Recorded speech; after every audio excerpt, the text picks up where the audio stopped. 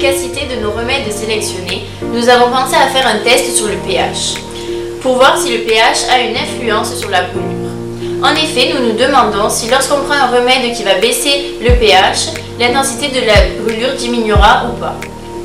Donc pour faire ce test, nous avons mélangé nos solutions obtenues avec les remèdes sélectionnés, puis nous avons placé le résultat sur du papier pH. Nous avons obtenu nos résultats, mais ils n'étaient pas assez concluants pour émettre une conclusion. Nous avons donc fait un autre test. Pour tester l'efficacité de nos remèdes, nous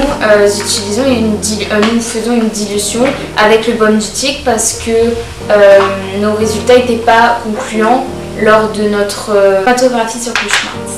Alors nous prenons 1 g du baume du tigre que nous allons mettre dans un bécher dans différents béchers contenant différents remèdes.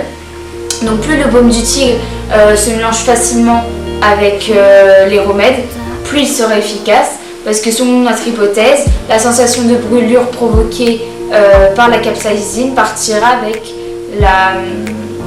avec le remède grâce à sa solubilité.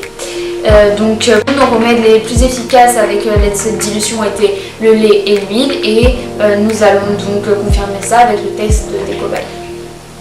Suite aux résultats de nos cobayes, nous avons remarqué que le lait n'était pas efficace pour atténuer la brûlure du piment.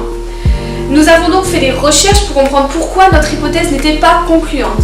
Et nous avons trouvé que le lait était composé de 90% d'eau. C'est pour ça que le lait n'est en aucun cas un remède efficace contre la brûlure du piment, car la capsaïcine est hydrophobe, c'est-à-dire qu'elle est insoluble dans l'eau.